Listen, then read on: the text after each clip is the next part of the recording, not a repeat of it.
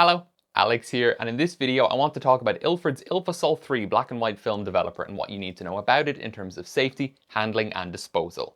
This video is sponsored by the folks at thephotoshop.ie, my longtime partner for this educational video series on photographic chemical safety. We'll talk more about them later in the video, so for now, let's get into it.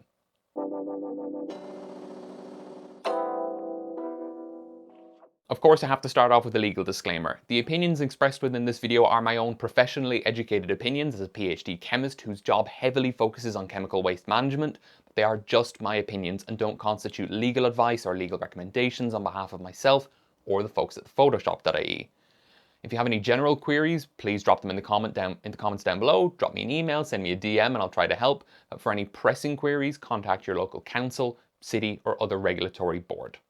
As we go through the video, I'm going to give Ilfosol 3 a rating out of 3 for safety, handling, disposal, and as always, cost, and then we'll tally those scores up at the end. It may not be the sexiest or most well-known developer out there, but Ilfosol 3 is probably more popular than you think, and I chose it for this video for good reason.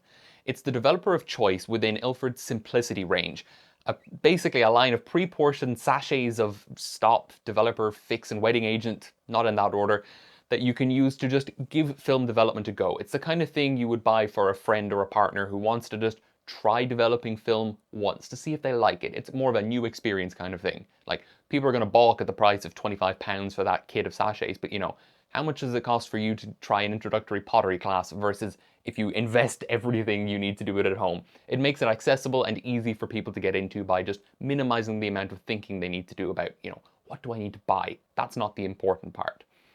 And a lot of people will know this stuff from the larger Simplicity kit, which is how I myself got into film. This kit is made in collaboration with Patterson and includes tanks, reels, measuring cylinders, thermometers, and all that kind of thing. And the only things you don't get with that kit are a changing bag, but there are various ways to work around that at home, or a bottle to store the fixer in if you plan to reuse it. So a lot of people will know Ilfosol 3 even if they don't know it. And a lot of people who know it because they use it and absolutely swear by it as their developer of choice for like medium speed films. So Ilfosol 3 is a black and white film developer sold as a liquid concentrate in 500ml bottles, and it's normally used at a 1+9 dilution for standard processing, but Ilford say you can use it at 1+14 for increased economy with slightly reduced image quality. You're talking then at about 30 milliliters of stock per roll of 35mm film, or 20 mils per roll if you're using it at 1+14. For 120, you obviously need more developer, but when it comes to rotary processing and the possibility of using reduced volumes of working solution, Ilford don't specify a minimum developer volume, so I reached out to their technical team directly, and they said that they haven't measured this essentially. It's more a case of just try it and see how little you can get away with, because of course if you have too little developer, you're going to end up with an insufficient volume to chemically develop all of the silver in the film, and I guess they figure it just varies too much depending on the silver content of the film that you would be using. Kentmere has a lot less silver than something like the Rolei films.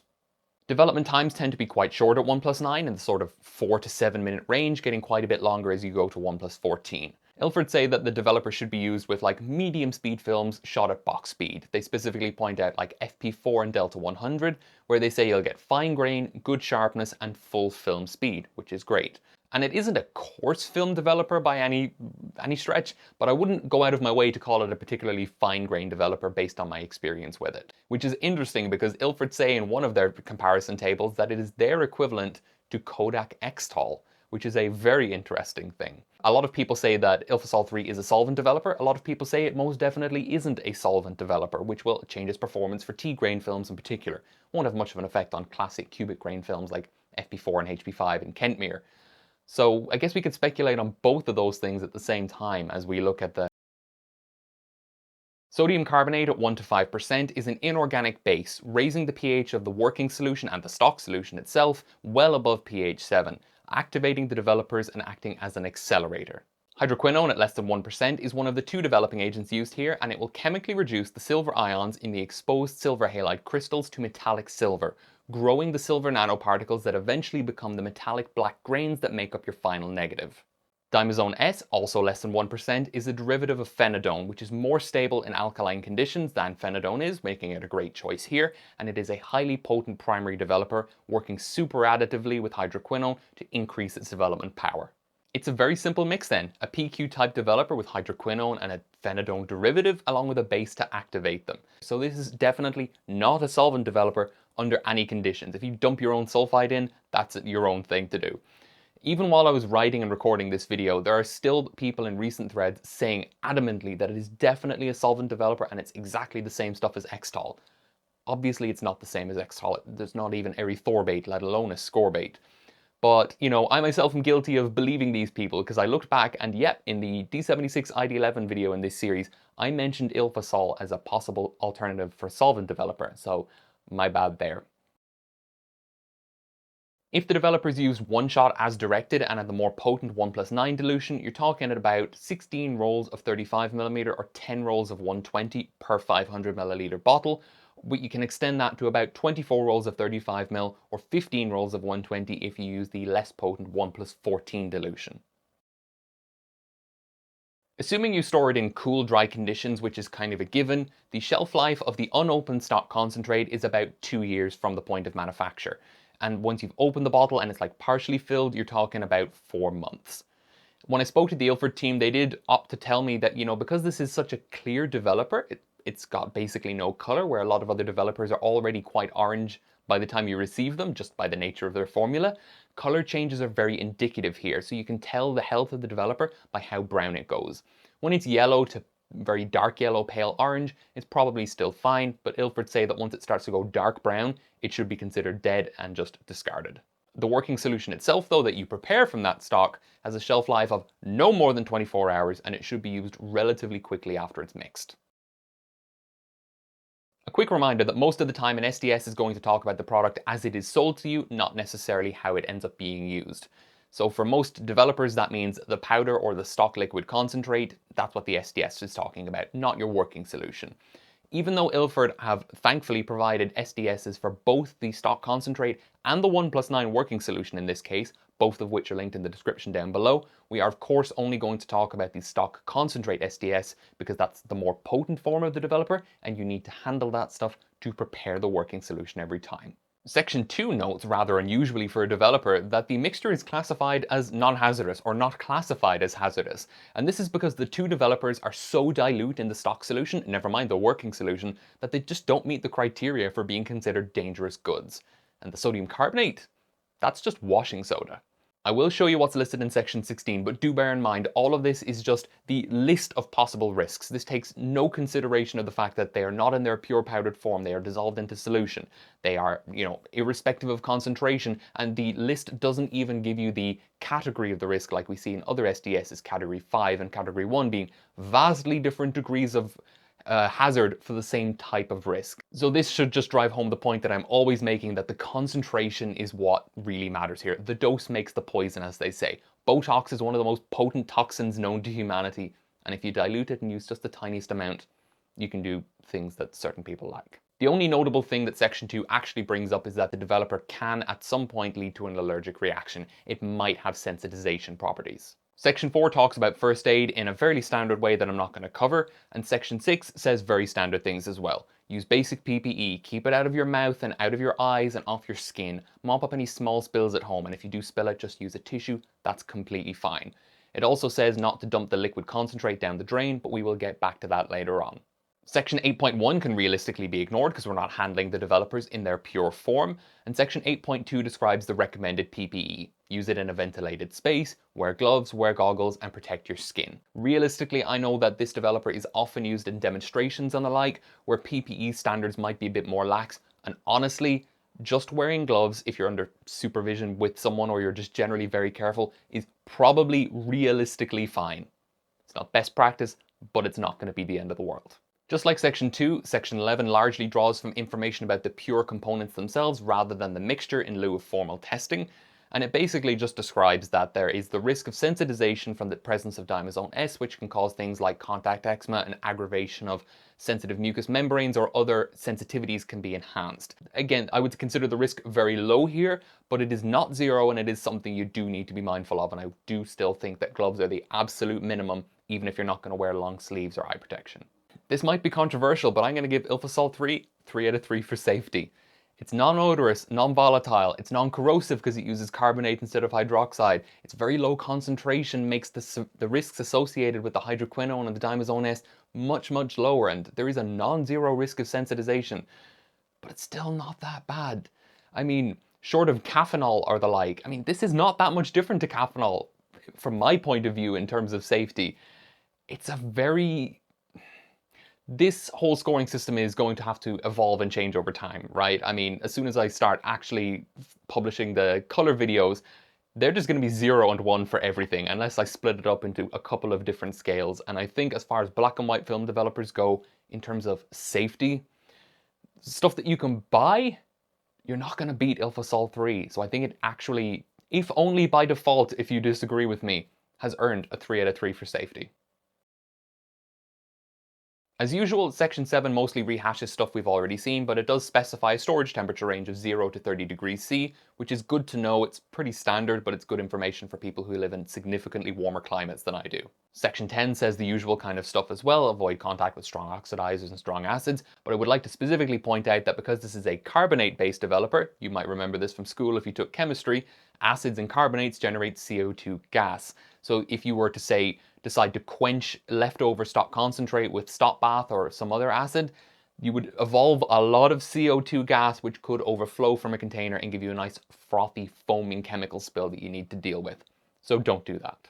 On a more general practical note, the fact that the developer is so thin, it's not viscous at all, it runs really easily, makes it really nice and easy to handle. Recommending HC to 110 to newbies can be annoying if they're trying to measure out like 10 mils in a graduated cylinder. That's not a problem with Ilfosol 3. And when making those working solutions, 1 plus 9 is a relatively easy number for most people to work with. It's not as easy as 1 plus 1, sure, but doing the calculations in your head is not as big a deal as doing something like 1 plus 31 for 365 mils. And of course there are tables in the datasheet if you just want to print them off, or if you want to say use 1 plus 14 if that's just more convenient for you. If you have a mains water supply, Ilford recommend that because mains water is generally highly aerated, to let the water stand after you draw it from the tap for a couple of minutes just before you actually use it to mix the developer. I have definitely never done that, and my tap aerates the hell out of the water. I haven't noticed any problems, but do be aware of it. It might be more of an issue as the developer ages.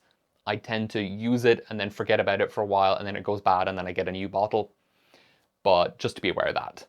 And the other thing is that because, as I mentioned, acid and carbonate generate CO2 gas, if you use a strong stop bath and 1 plus 9 and an unhardened emulsion, you might see pinhole damage in your film where the CO2 bubbles basically burst out of the emulsion when you use your stop bath to stop development. This is a known risky combination, strong stop bath and carbonate-based developers. So it might be worth checking, for any critical rolls. Maybe you can do a test roll if you shoot the same film a lot, or generally just use water as your stop bath instead of an acidic stop bath to eliminate that risk completely. It's just another one of these things. I mean, if you get pinhole damage in your emulsion, there's nothing you can do about that to bring it back. Under development, you can kind of compensate for in scanning or printing to a degree, but if you've got holes in your emulsion, yeah, you're kind of done. I'm going to give Ilfosol 3 a 3 out of 3 for handling too. It's really simple to use and there are no major considerations, apart from that risk with an acidic stop bath. For our purposes, section 12 just says that the developer components are acutely toxic to aquatic organisms of various types to varying degrees. Again, that's talking about the pure developers, not super relevant to us with our pre-made diluted stock solution or working solution. Section 13 just says the usual kind of boilerplate stuff. If it's not in breach of your local regulations, the used spent working solutions can go down the drain. I'm totally behind that. The environmental impact of putting this stuff down the drain is less than the cost of driving to work. Hydroquinone, yes, it's bad for the environment, but we're putting tremendously, like tens of milligrams amounts per liter of working solution realistically down the drain. It's not something you should be concerned about in any way. Section 6 did mention that the unused stock concentrate shouldn't go down the drain, and this says that the spent working solution can. This is both because of dilution and because of oxidation at higher dilution, so the developer will die more quickly once it's diluted. That's why the working solution has a shelf life of a day, and the stock concentrate has a shelf life of 4 months to 2 years, depending on whether or not you've opened it. So if you have leftover stock concentrate you need to get rid of, just dilute it up to 1 plus 9 or 1 plus 20 if you want to be thorough, leave it for a day or two somewhere safe away from kids or your pets and the like, and then just pour it down the drain. Don't even think about it. 3 out of 3 for disposal as well. Super easy. At about 17 to 18 euros for a 500 ml bottle, you're talking about €1 per roll to develop 35mm film at 1+9 or 175 for 120. It's not a hyper economical developer in that sense. It's not going to beat something like really dilute Rodinal or HC110, but the price isn't egregious either. I'm going to give Ilfosol 3 a 2 out of 3 for cost, but it's kind of a high 2 given the cost of 1+9 120 development.